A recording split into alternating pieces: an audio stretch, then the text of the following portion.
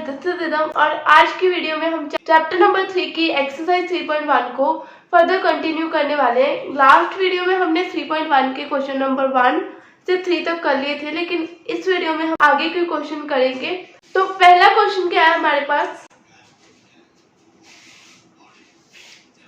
Which of the following pair of linear equation is consistent or inconsistent? If consistent, obtain the solution graphically. इनमें से कौन सी मतलब 4 part given है, तो उनमें से कौन सी कंसिस्टेंट है और कौन सी इनकंसिस्टेंट है। अगर वो कंसिस्टेंट है तो उनको सॉल्यूशन ग्राफिकली हमें फाइंड करना है। तो क्या ये कंसिस्टेंट है, पहले तो हम वो देखते हैं। अगर कंसिस्टेंट होगा तो हम इसके सॉल्यूशन ग्राफिकली फाइंड करेंगे। ग्राफिकल मेथड से सॉल्यूशन कैसे फाइंड करते हैं, ये मैंने पिछली वीडियो में सिखा दिया है। अगर तुम्हें नहीं आता या फिर तुमने पिछली वीडियो नहीं देखी तो जाकर देख लो, ठीक है। करना स्टार्ट करते हैं। a1 अपॉन a2 फाइंड करते हैं। सबसे पहले a1 कितना है 1, a2 2, देन b1 कितना है, then b1 upon b2, b1 कितना है 1, b2 कितना है 2, then c1 upon c2, c1 upon c2, c1 5, c2 10, cutting करके आ गया 1/2, ठीक है। अब ये सारे इक्वल आ गए आपस में, मतलब a1 upon a2 equals to b1 upon b2 equals to c1 upon c2। तो ये कौन सी लाइन होंगी, कंसिस्टेंट।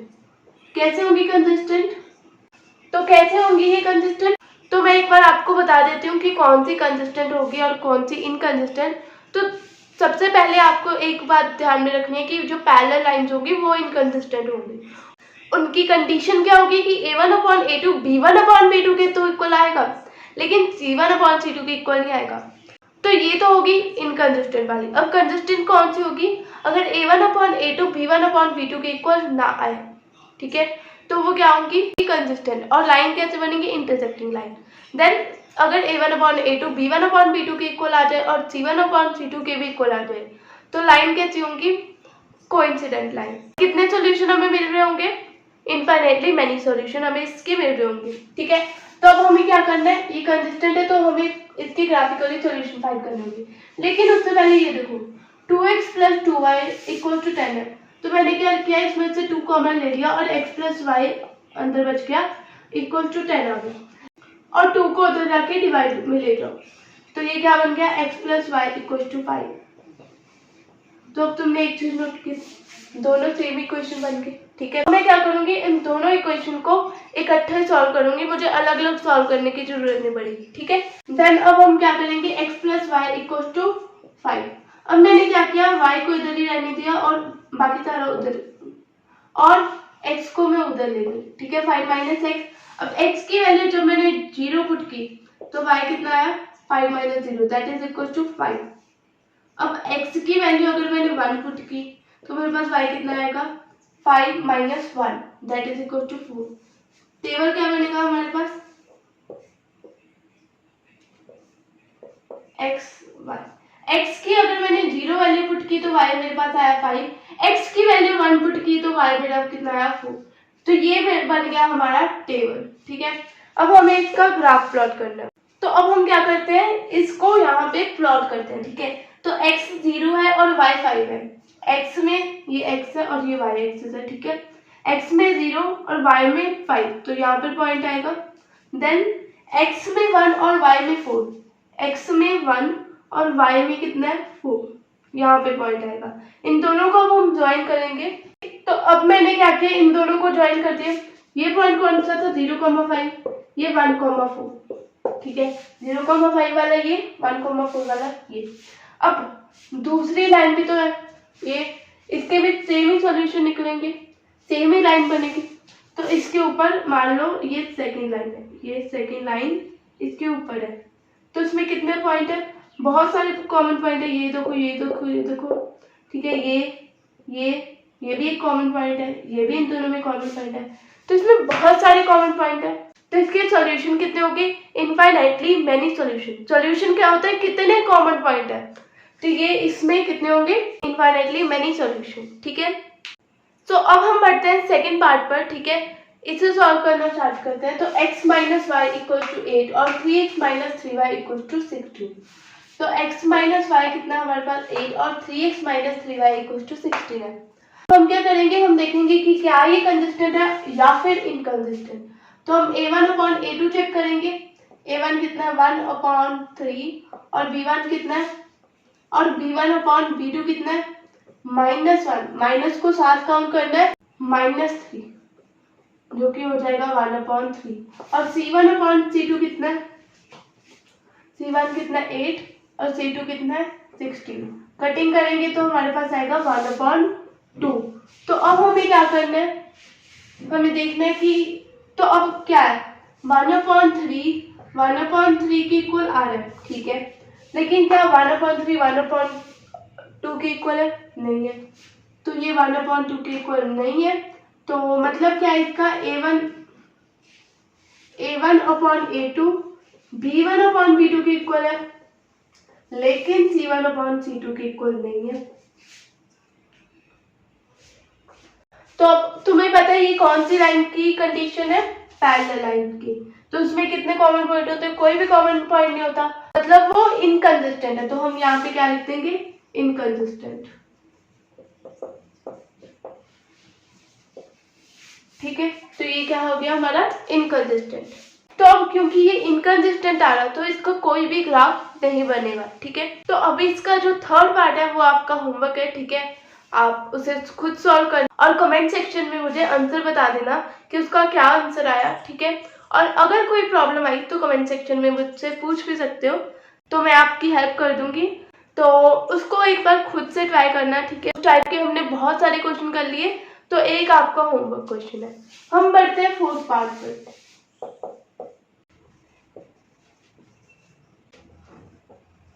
फोर्थ पार्ट क्या है, 2x माइनस 2y एक माइनस 2 इक्वल टू 0 और 4x minus 4y minus 5 equal to 0, ठीक है।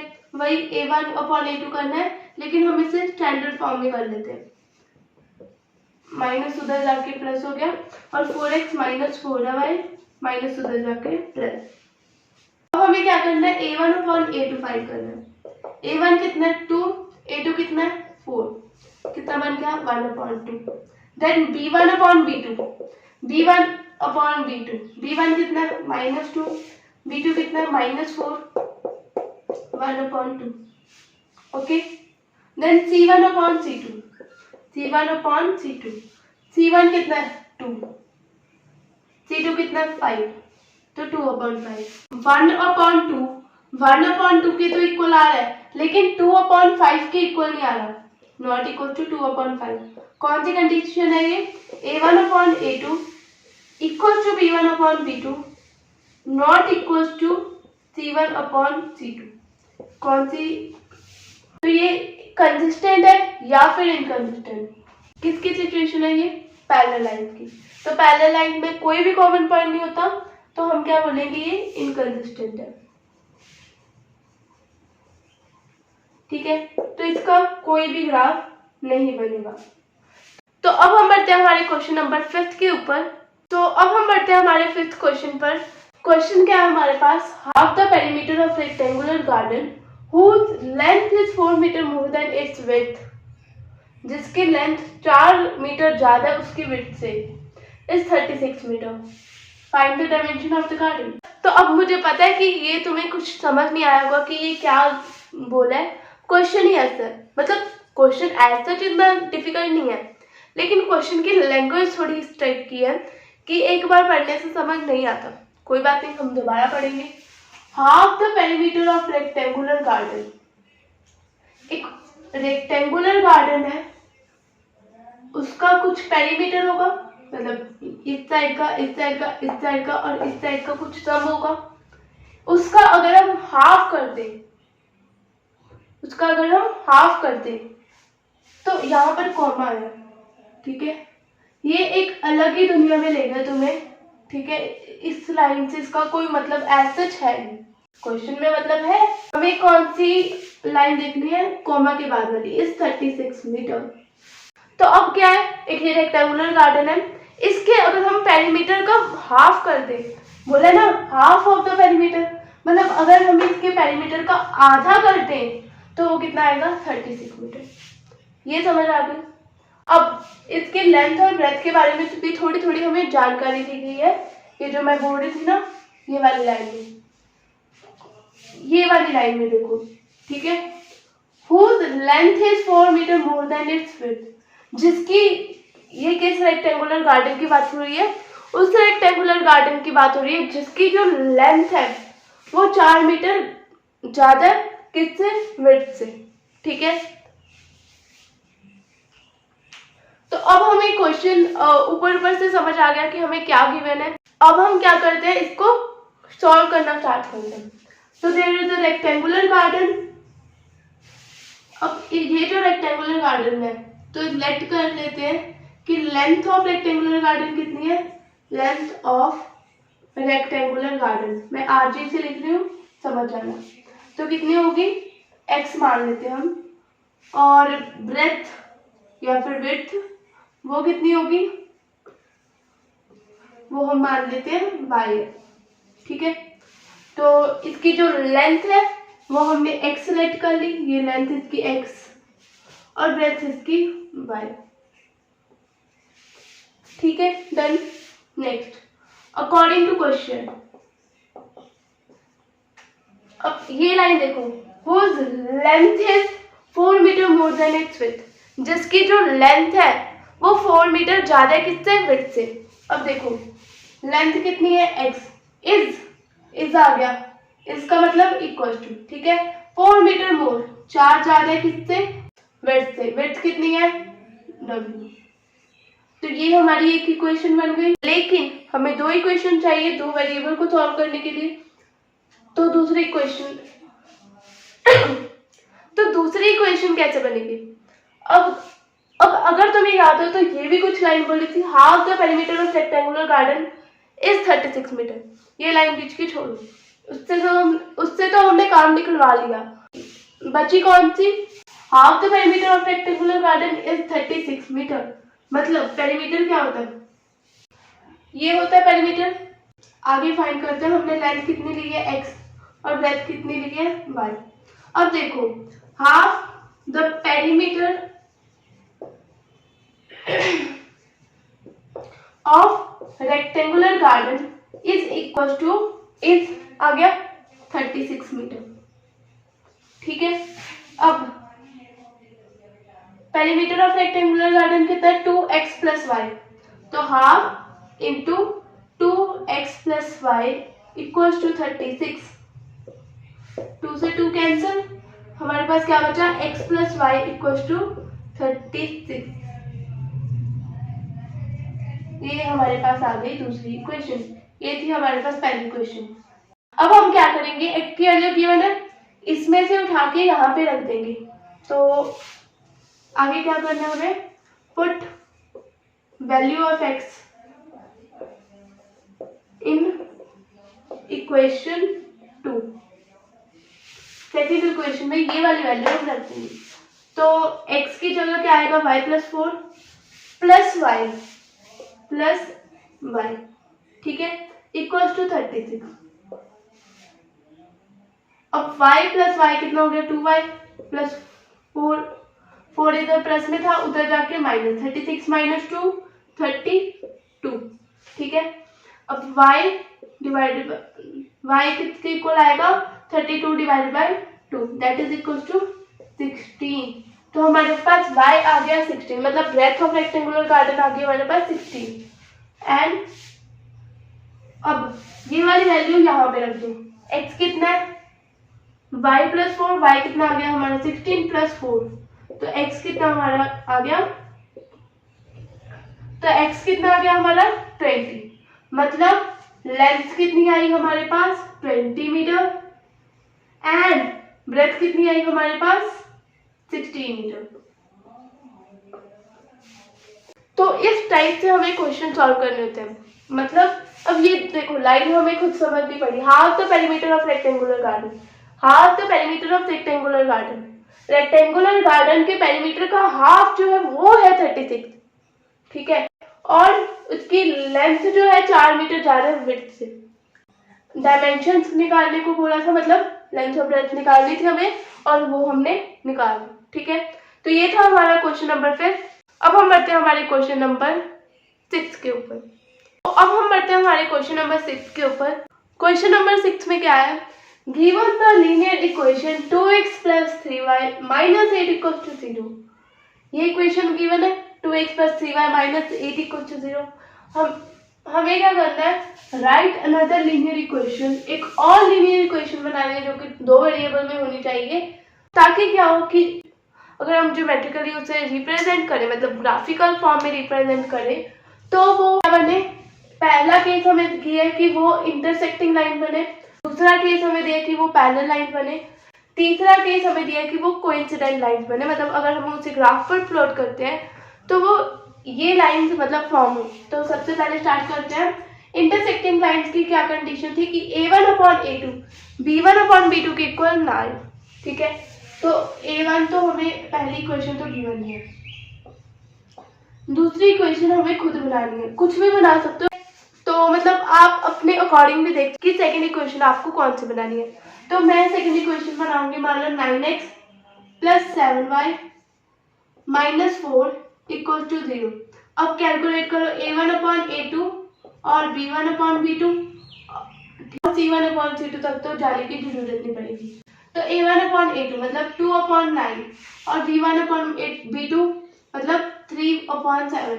तो ये क्या आपस में इक्वल आ रहे हैं? नहीं, मतलब a1/a2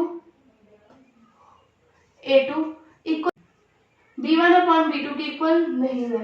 तो ये इंटरसेक्टिंग लाइंस की कंडीशन होगी। ठीक है, तो दूसरी हमें जो लीनियर इक्वेशन बनानी थी वो रही ये। Next parallel line. ठीक है, तो एक इक्वेशन हमें दी है 2x + 3y - 8 = 0। दूसरी इक्वेशन ऐसी बनानी है कि पैरेलल लाइन बन जाए। तो हम क्या करेंगे, 2x + 3y - 6 = 0। ठीक है, अब देखो क्या ये पैरेलल लाइंस बन रही है या फिर नहीं। तो पैरेलल लाइंस की कंडीशन क्या थी कि a1/a2 b1/b2 के इक्वल तो आ जाए, लेकिन c1/c2 के इक्वल ना आए। तो हम चेक करते हैं क्या ये वाली जो मैंने लाइन फॉर्म की है ये सच में सही है और क्या ये कंडीशन फुलफिल कर रही है। 2 कितना आएगा, 2/2 दैट इज इक्वल टू 1। ठीक है, देन b1/b2 मतलब 3/3 that is equal to 1। Then c1/c2 मतलब -8/-6, ये कैंसिल हो जाएगा 4/3। तो ये कितना आएगा 4/3। तो अब हम लिख सकते हैं कि a1/a2 b1/b2 के तो इक्वल आ रहा है, लेकिन c1/c2 के इक्वल नहीं आ रहा। मतलब जो मैंने ये इक्वेशन लिखी थी ये बिल्कुल सही है। तो हम लिखते हैं कि a1/a2 equals to b1/b2 but not equals to c1/c2। तो ये हमारी लाइन भी, तो ये हमारी इक्वेशन भी करेक्ट है। देन कोइंसिडेंट लाइन मतलब बिल्कुल एक के ऊपर एक। ठीक है, इस टाइप की लाइन बने। देन पहली इक्वेशन हमें गिवन है 2x + 3y - 8 = 0।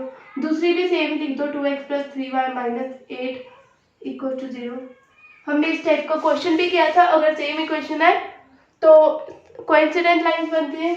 इसमें भी चेक कर लेते हैं, a1/a2 कितना आएगा 2। तो इसमें कौन सी कंडीशन फुलफिल होनी चाहिए, a1/a2 b1/b2 के भी इक्वल है और c1/c2 के भी इक्वल है। तो a1/a2 कितना आएगा 2/2 that is equal to 1। b1/b2 किसके इक्वल आएगा 3/3 के that is equal to 1। c1/c2 किसके इक्वल आएगा -8/-8 के दैट इज इक्वल टू 1। तो मतलब क्या है कि a1/a2 b1/b2 के भी इक्वल है और c1/c2 के भी इक्वल है। तो ये हमारी कौन सी लाइन होगी, कोइंसिडेंट लाइन। तो अब हम बढ़ते हैं हमारे एक्सरसाइज 3.1 के लास्ट क्वेश्चन के ऊपर, जो कि क्या है, draw the graph of the equation x - y + 1 = 0 and 3x + 2y - 12 = 0 और determine the coordinate of the vertices of triangle मतलब by these lines, मतलब जो लाइन तो बनाओगे उसका और बाकी सारा कुछ उधर ले जाओ। अब क्या होगा, y नेगेटिव था, y यहाँ पर आके पॉजिटिव हो जाएगा, प्लस 1 यहाँ पर पॉजिटिव का था, यहाँ पर आके नेगेटिव हो जाएगा। तो अब ये आ गया। अब मैं क्या करूँगी, y की वैल्यू 0 पुट करूँगी, तो मेरे पास x कितना आएगा 0 माइनस 1 मतलब -1। y की वैल्यू 1 पुट करूँगी तो मेरे पास x कितना आएगा 1 माइनस 1, x कितना आ गया हमारे पास 0। ठीक है, बॉक्स बना देते हैं जल्दी से। y की वैल्यू 0 पुट की तो x मेरा आया -1, y की वैल्यू 1 पुट की तो x कितना आया हमारे पास 0। ठीक है, नेक्स्ट हमारे पास क्या है 3x plus 2y minus 12, 3x plus 2y minus 12 equal to 0। 3x इधर ही रहने दो, बाकी सारा कुछ पहले उधर ले जाओ। 12 नेगेटिव का था पॉजिटिव हो गया, 2y पॉजिटिव का था नेगेटिव हो गया। अब सिर्फ x यहाँ पर बचेगा और कितना हो जाएगा 3 उधर डिवाइड में। ठीक है, अब मैं क्या करूँगी y की वैल्यू 0 पुट करूँगी।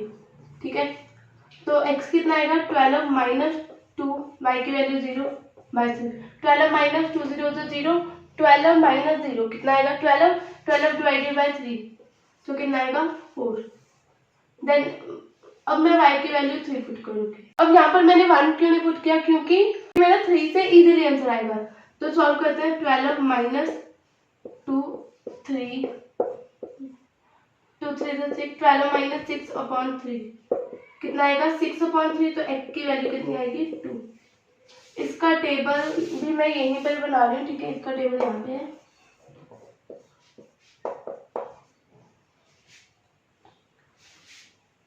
तो y की वैल्यू 0 पुट की और x की वैल्यू कितनी आई 4, y की 0 x की 4, y की 3 x की 2। तो अब हम क्या करेंगे, इसको यहाँ पे प्लॉट कर देंगे। ठीक है, तो -1 अपॉन, तो पहला क्या है -1, x में -1 y में 0, ये x है और ये y है। x में -1 मतलब ये, और y में 0 तो y में 0 तो ये होगा। ठीक है, अब देन x में 0 और y में 1, x में 0 y में 1 ये रहा। देन नेक्स्ट क्या है 4, अब हम क्या करेंगे इन दोनों को ज्वाइन कर देंगे। ठीक है, तो ये बन गई हमारी लाइन। नेक्स्ट क्या है हमारा x में 4 y में 0, x में 4 y में 0 मतलब ये। ठीक है, और x में 2 y में 3, x में 2 y में 3, इसको भी हम ज्वाइन कर देंगे।